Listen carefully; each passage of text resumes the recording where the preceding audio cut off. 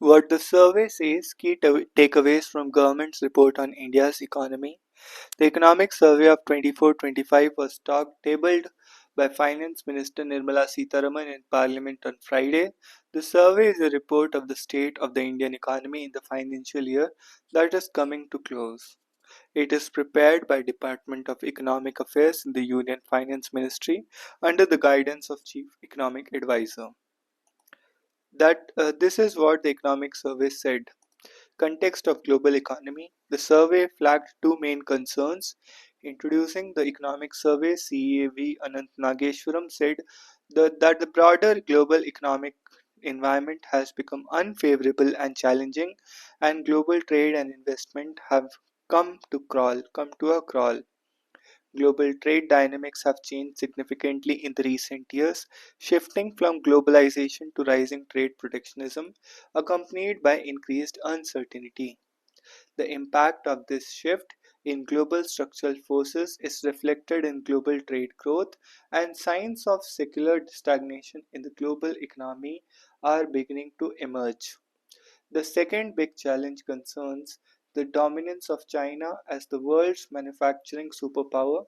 A third of all global production happens in China, and it alone manufactures more global output than the next 10 countries put together.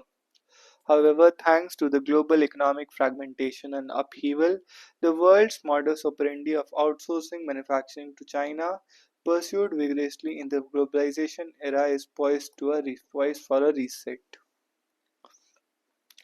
The survey contends that the domestic economy remains steady amidst global uncertainties. Real gross domestic product, real gross domestic product, real GDP, which maps economic activity from the demand side of the economy in current financial year, is pegged at 6.4%.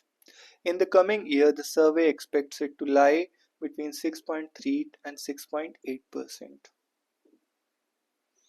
The share of private finance final consumption expenditure, money Indians spend in their individual capacity consumer demand, in India's GDP at current prices is estimated to increase from 60% in FY24 to 61.8% in FY25.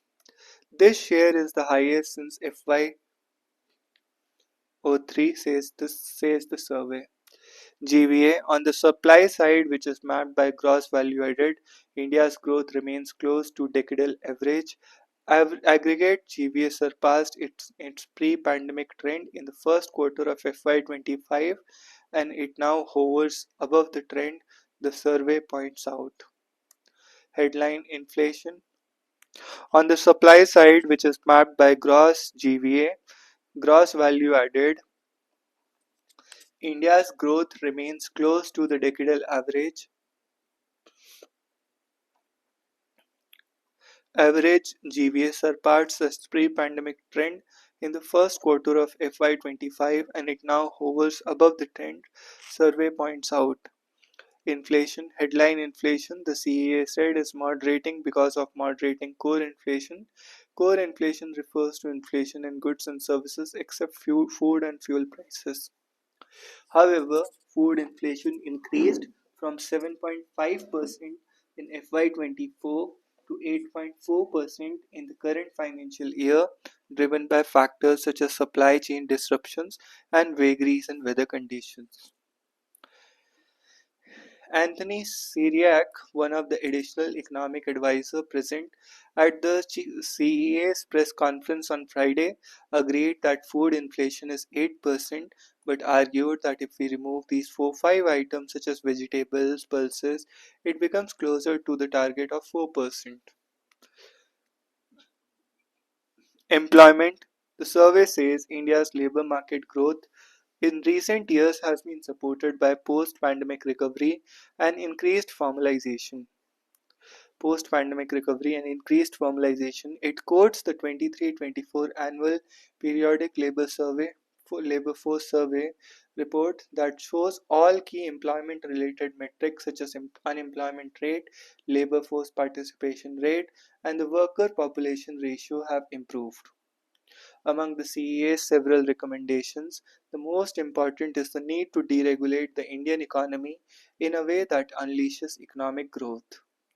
Asked what his recommendation to the government was to boost consumer demand, the CEA said the recommendation not just not just the union government to all governments around the country is actually a step to boost in employment, income generation, and therefore consumption is a step to boost employment, income generation, and therefore consumption.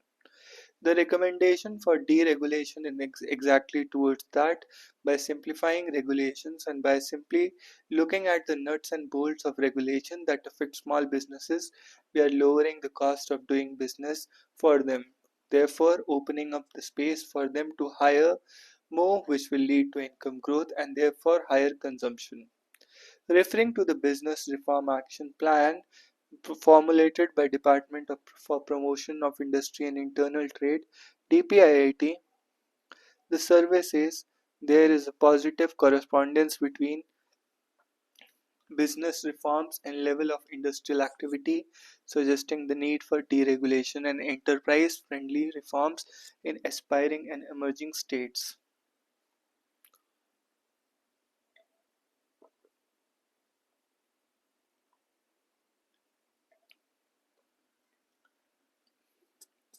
While the survey sounds sanguine about India's post-pandemic recovery, on the whole, it sounds an alert. India faces limitations in producing critical goods at a scale and quality required to serve the infrastructure and investment needs of an aspiring economy, says the preface of the survey. Getting out of the way and allowing businesses to focus on their core mission is a significant contribution that governments around the world can make to foster innovation and enhance competitiveness. The CA has said for business as usual carries a high risk of economic stagnation, if not economic stagnation. These words contrast starkly with the optimism this same CA exuded in the economic survey in 2014 to 2022 is an important period in the economics history of India. The economy underwent a gamut of wide-ranging structural and governance reforms that strengthened the economy's fundamentals by enhancing its overall efficiency. The situation is analogous to the period 1998 to 2002 when transformative reforms undertaken by the government has lagged growth returns due to temporary shocks in the economy. Once these shocks faded, the structural reforms paid growth dividends from 2003.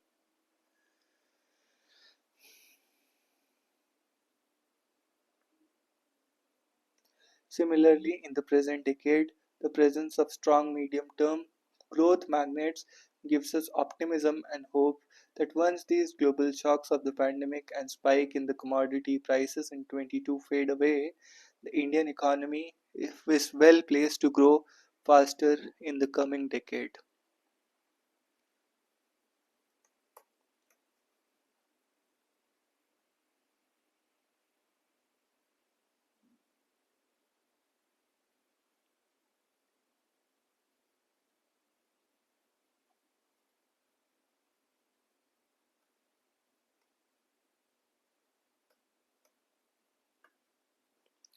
Overworked ATC, chopper on wrong path, series of failures behind crash, clues emerging from the moments before the deadly collision Wednesday night between an Army helicopter and an American Airlines passenger jet suggest that multiple layers of the country's aviation safety apparatus failed.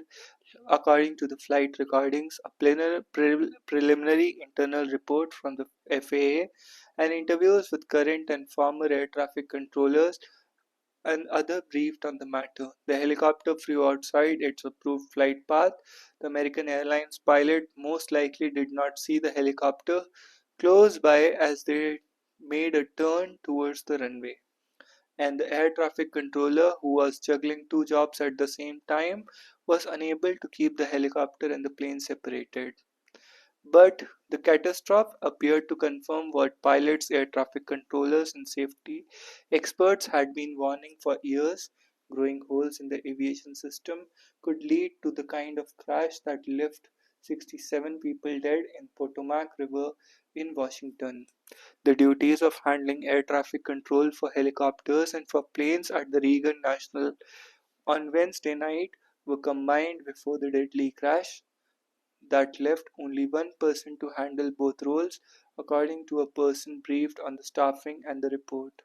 Typically, one person handles both helicopter and plane duties after 9:30, where traffic at the Reagan begins to lessen.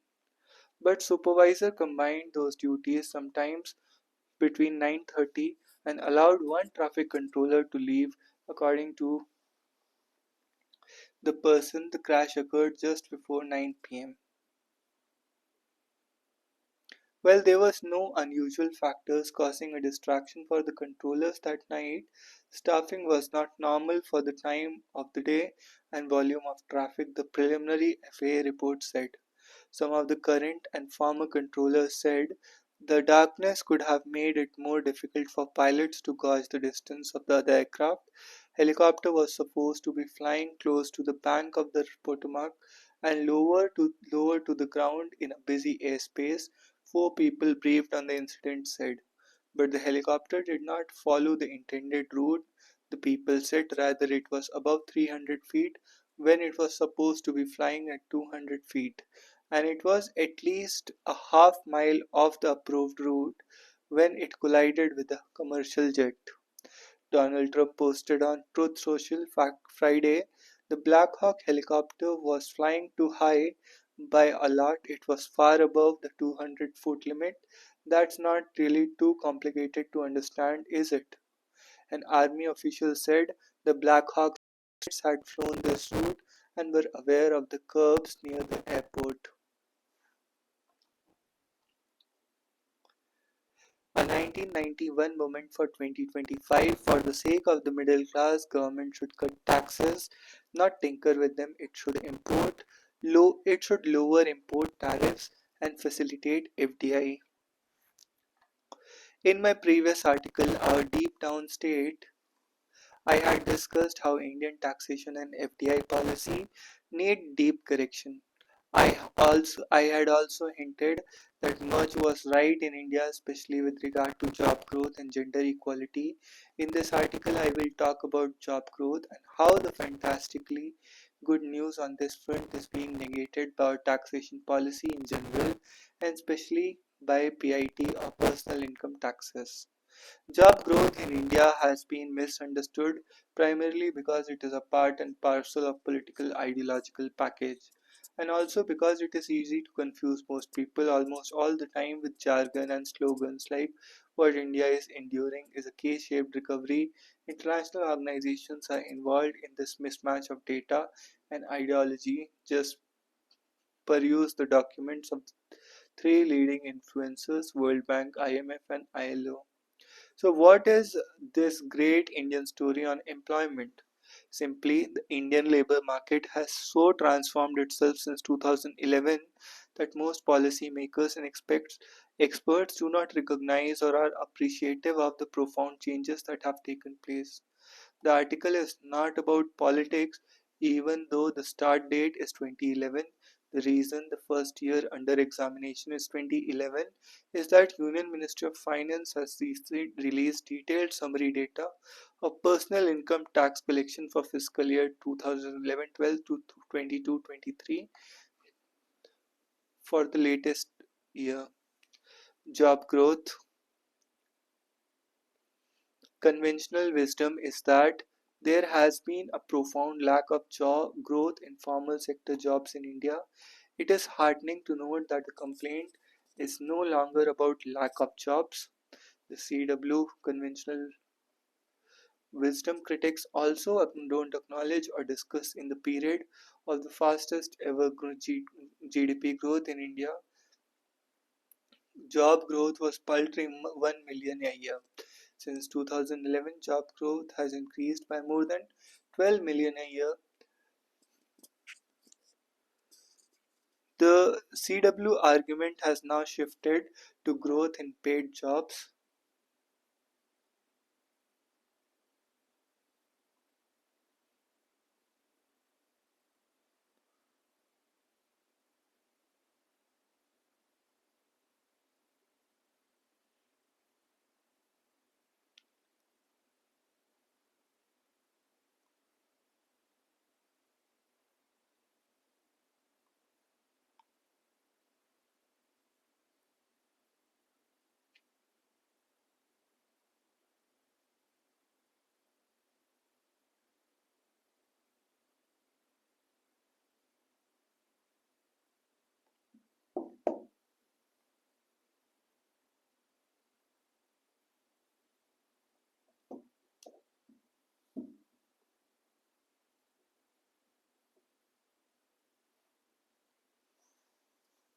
The CW argument has now shifted to growth in paid jobs, excluding unpaid family workers, and further shifted to growth in jobs excluding agriculture. The pace increased in paid jobs since 2011, 10 million a year, increase in non-agricultural paid jobs, 8 million a year, and the latter since 2019, 16 million a year. I predict that conventional wisdom feet will now shift to a lack of growth in formal jobs. Here, the conventional wisdoms can define formal jobs as they wish, since there is no clarity or consensus on what constitutes a formal job. How about a formal job as one which provides social security, union rights, and childcare and reflects your education, self identified ability, aspirations, and dreams? There is simply simple definition of a formal job, one in which income tax is paid. The definition should be acceptable to all. If not, why not? The income tax payment criteria will of course miss out on all those who evade the net or underreport their income. According to this ultra strict definition, the MOF PIT data reveals that there were 18 million taxpayers in 2011-12 and 68 million in 22-23. This is for any taxpayer. For a salaried taxpayer, the increase is from 9 million to 33 million. Since 2019-20, the increase in tax-paying salaried jobs has accelerated to 2.6 million a year or 9.3% annual rate. This is not just job growth, it also reflects an increase in compliance. For those reporting a positive income, the job growth is upwards of 9% compared to 12% annual taxpayer growth. Note that as per PLFS, paid non-agricultural job has been at, at 3% since 2011, at 7% a year since 2019. No matter how data is sliced or cooked, there has been an impressive acceleration in job growth since 2011, even better since 2019. It is likely that data on non-agricultural or tax-paying populations in other countries will not better the Indian record. However, how often have you read the opinion of fact analysis of experts or institutions that know better, World Bank and IMF, for instance, about the lack of formal employment or consequent low tax collection in India, nauseatingly often? And of course, our domestic experts across political parties and ideologies, how to this bow to this foreign inspired wisdom, and pointed out above, the facts are otherwise, and it is imperative that we and our policymakers pay heed as early as Budget Day 2025.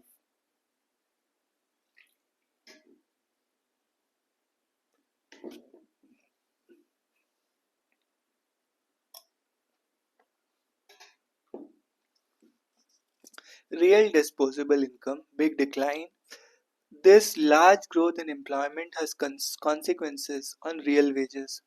When there is this level of supply being absorbed in the labor market, real wages get affected. PLFS data for salaried workers shows no increase in real wages since 2011. In contrast, real wages of casual workers have increased at an annual 22.2% rate. This is unlikely that large proportion of casual workers pay taxes. Salaried workers with TDS cannot avoid reporting their incomes or paying taxes. Large growth in unemployment has consequences on real wages. When there is this level of supply being absorbed in the labor market, real wages get affected. PLFS data for salaried workers show no increase in real wages since 2011. In contrast, real wages of casual workers have increased at an annual 2.2% rate. It is unlikely that an large proportion of casual workers pay taxes. Salaried workers with TDS cannot avoid reporting their incomes or paying taxes. Ministry of Finance and about as many official as you can get records say that PIT personal income tax collections have zoomed from 1.7 trillion in 2011 to 10.5 trillion in 22-23 and are expected to be about $12 trillion in 24-25. No need to get out your calculators. That is 15% annual growth rate. This success can be attributed to two factors: high growth in employment as noted above, but with no increase in real wages. There is an important factor at work. It is called inflation tax. Since the income tax schedule is a progressive scale, it means there is an inflation tax. The same level of real income means an increase in nominal income. In other words, middle class taxpayer, especially salaried worker, is falling behind while standing still. A 15 lakh nominal income in 24-25 was 7.5 lakh nominal income in 2011-12. Tax outgo in 24-25 is 4.45 lakh, 30% tax in 2011-12. At 20% tax it was 1.5 lakh. Tax outgo has tripled while incomes have doubled, and real incomes are the same. This is why the middle class is upset. In context of no increase in real pre-tax income, this can pinch and pinch hard as it likely did when people voted on June 4. The time for tinkerization of tax rates is over. A non-tinkering tax cut on February 1 will be very good and necessary economics. It will also be very good politics. The counterfactual is business as usual. What happens with business as usual? The fiscal deficit is reduced. So, note that coincidentally, it's the expert who are not favorable to the Modi government who shout the loudest about the need for a decline in the fiscal deficit. In a poll on X, close to 80% of the voters said they expect a bow budget. Policies work best when they are unexpected and non-tinkering, like in 1991. Like what happened in 91, PM Modi should also open up the economy, lower import tariffs, facilitate FDI. In other words, go against the deep state. My best bet is that Modi Sitaraman will do right on February 1, 2025.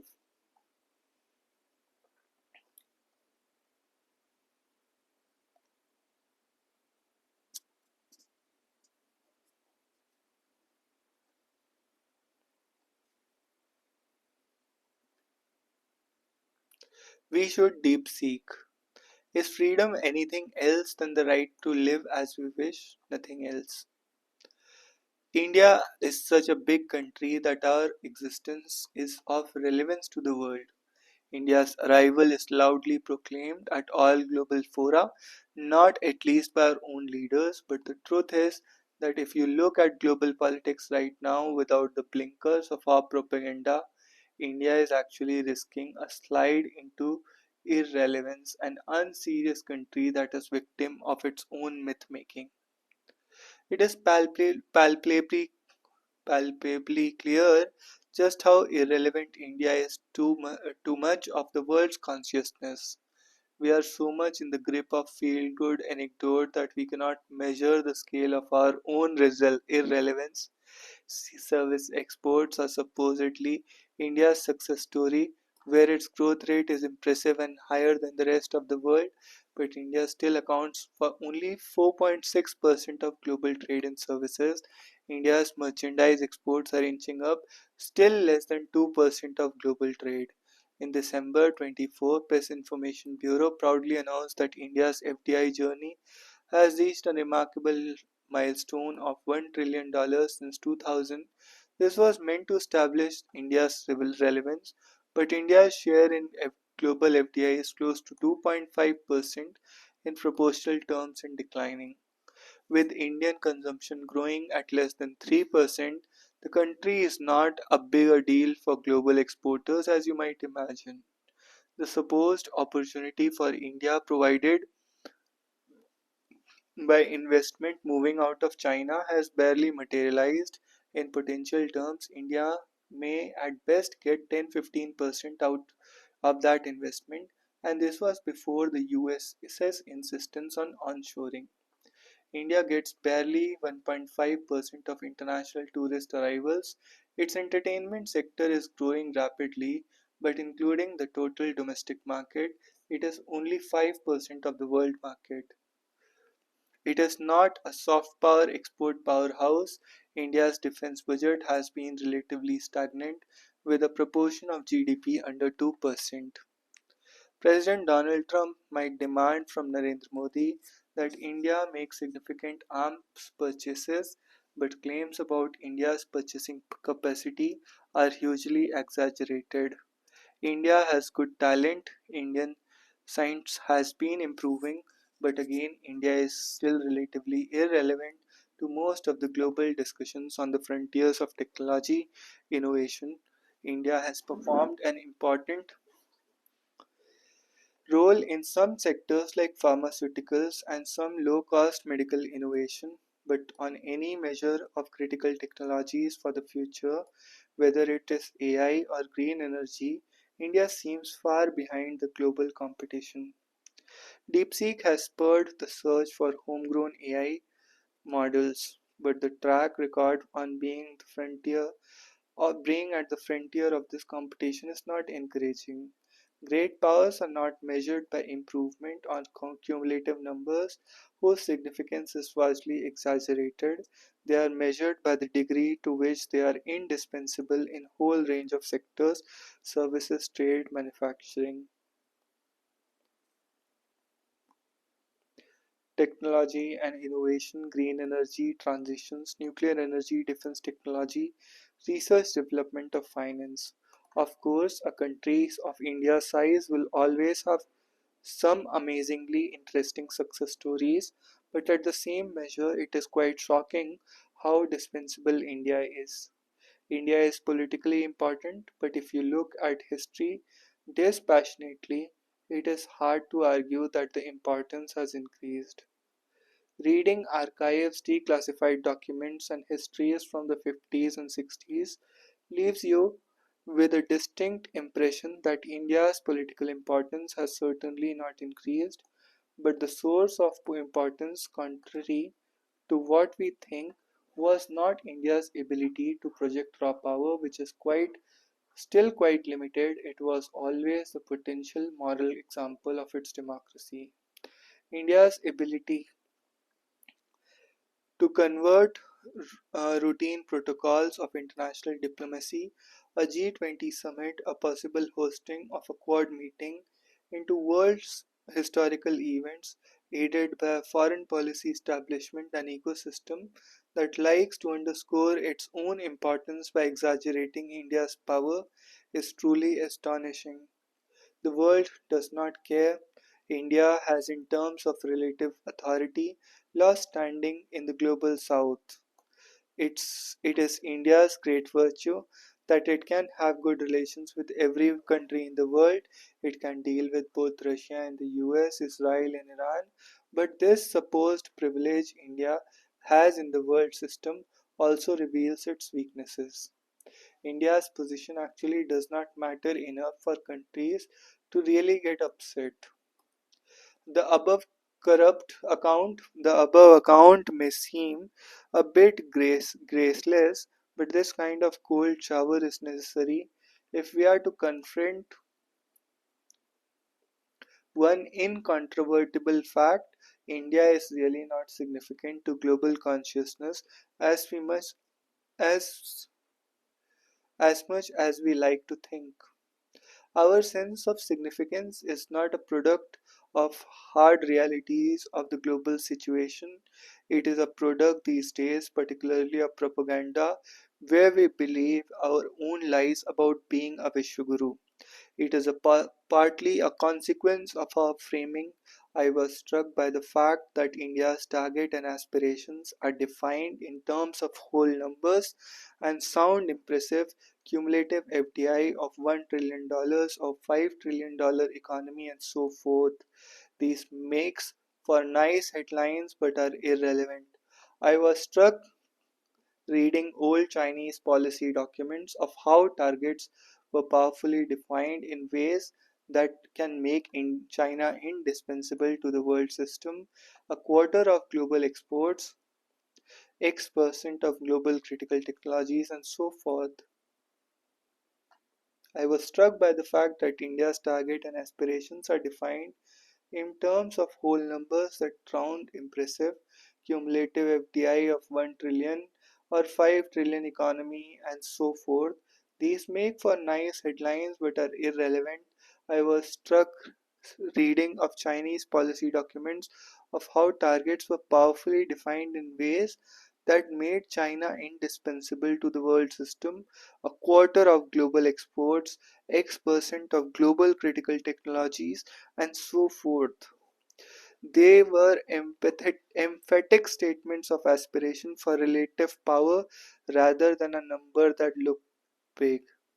India is also partly deluded by the visibility of Indians. The way we relate to their visibility actually underscores our own irrelevance and insecurity.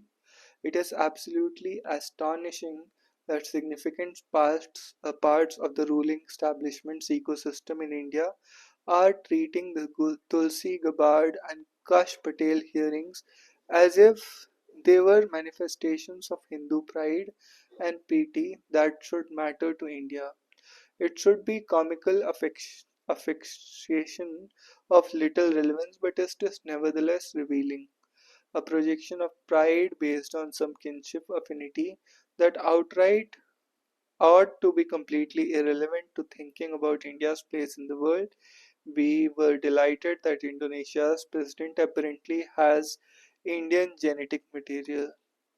But we should be more concerned that China has quarter of Indonesia's trade.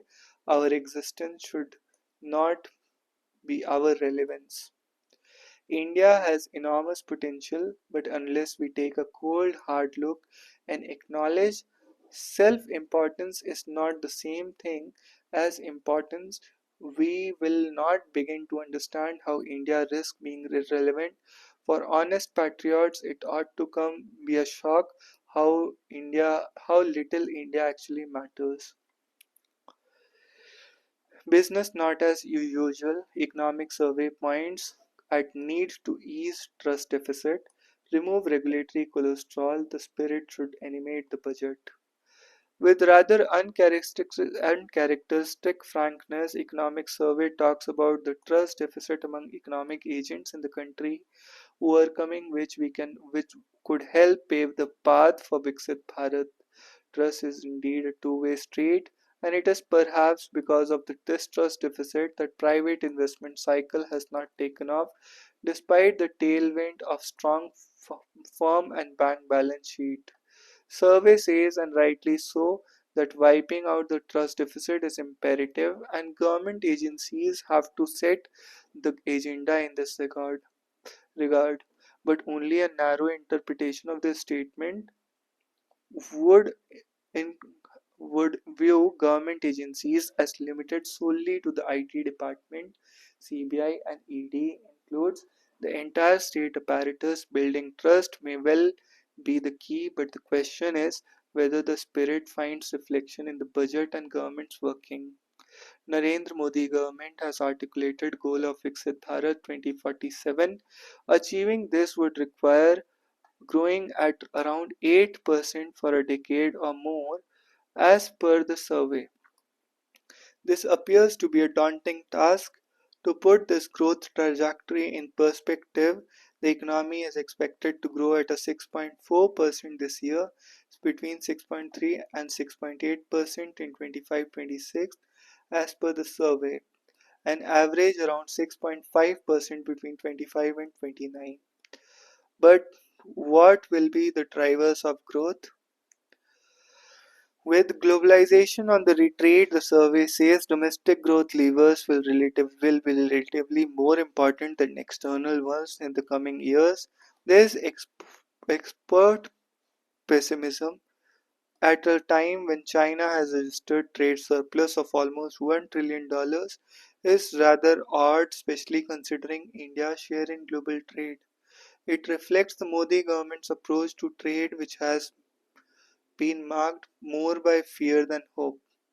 Notwithstanding that, the survey argues that sustaining high growth over the next 2 decades will require a deregulation stimulus, not a fiscal or monetary stimulus.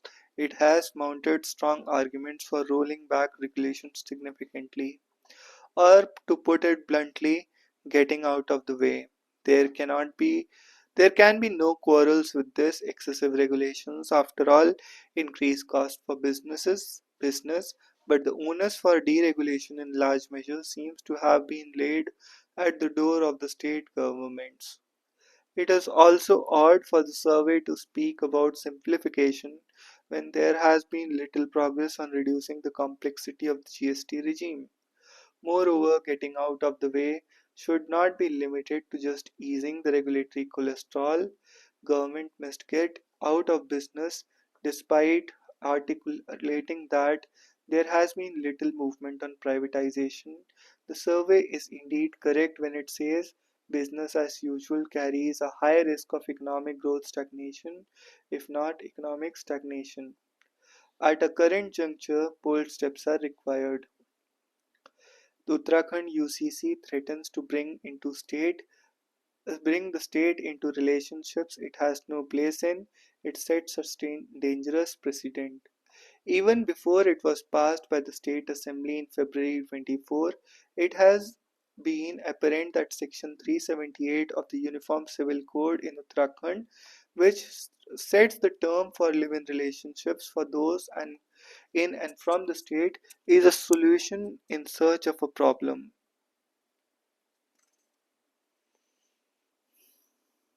Now, a 16-page form that requires, among other things, proof of previous relationships and clearance certificate of marriage eligibility from a priest,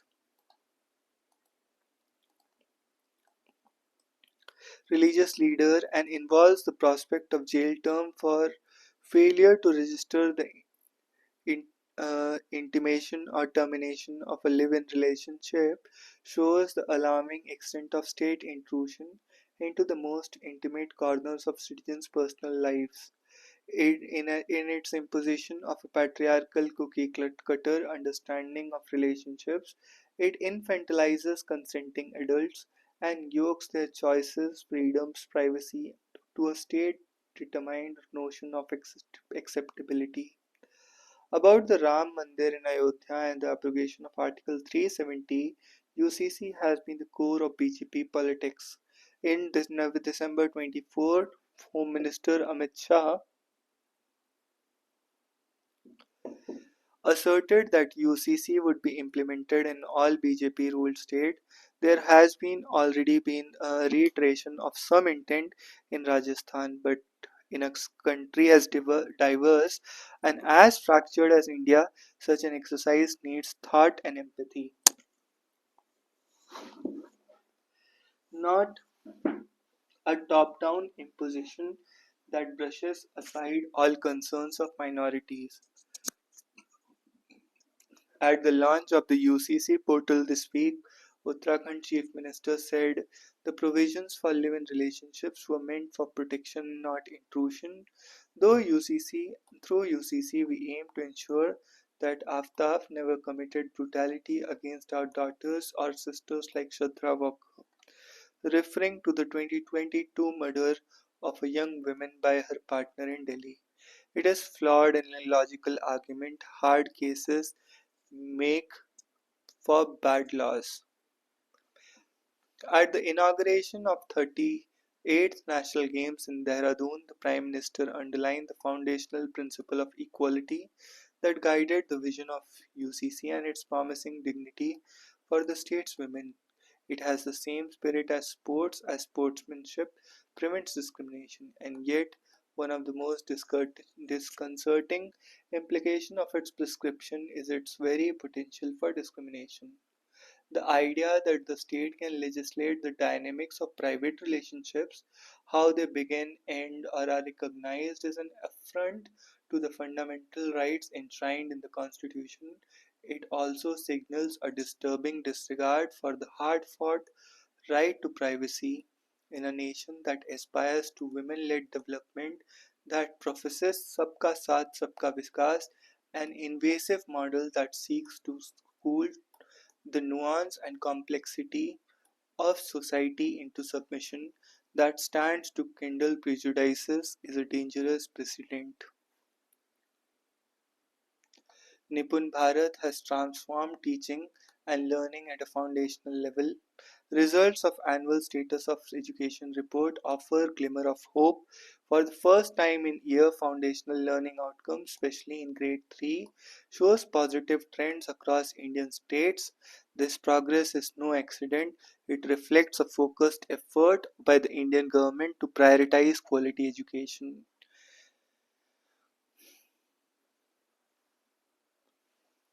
The National Education Policy set stage for these achievements, emphasizing the importance of foundational learning and numeracy.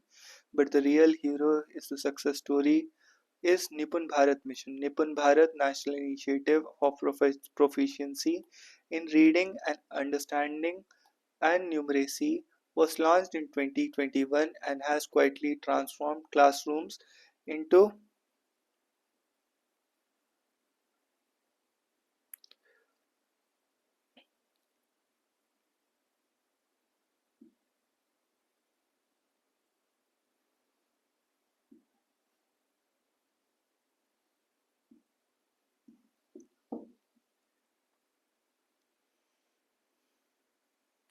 Consider this: the program allocates 500 per child for teacher teaching learning materials, empowering schools to craft vibrant, engaging lessons tailored to learners.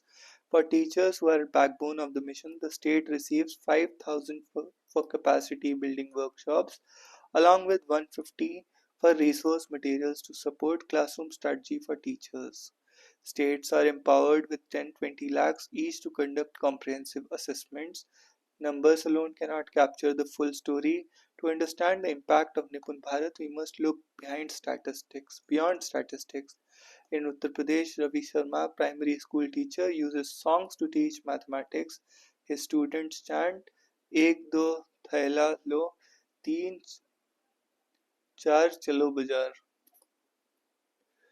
learning numbers as they sway to the rhythm. Odisha's Dhenkhal district tells a similar tale. The Asar proves that progress is possible. Economic survey factors in challenges posed by geopolitics, climate change. Budget should lay ground for policy shift on infrastructure, energy. Unlike the last fiscal year when India's GDP estimates exceeded the economic survey's projection, this year's first advanced estimate of 6.4% trails the forecast of 6.5 to 7%. There's a little slower than pre-pandemic decadal average of 6.6%. Alongside this, nominal GDP, which absorbs the impact of inflation, grew at 9.7%, lower than the 10.5% penciled in by the budget. The global environment is unclear, with policymakers staring at raft of risks. Growth in the major economies has diverged. The US seems to be growing closer to its trend of 2% in 25 after a strong performance in 24. China is slowing down while Europe has should be below trend despite some improvement in growth. The nature of risk is evolving with Donald Trump threatening to impose tariffs. Multilaterals have started lowering their growth expectations for the next year. Public and household investments have powered the post-pandemic investment recovery. However, private corporate investment have yet to show signs of sustained increase. The survey believes that in coming years, domestic level levers will become more important for Indian economy. The budget for the fiscal year has envisaged slower growth in capex at 17% compared to 28% in 23-24.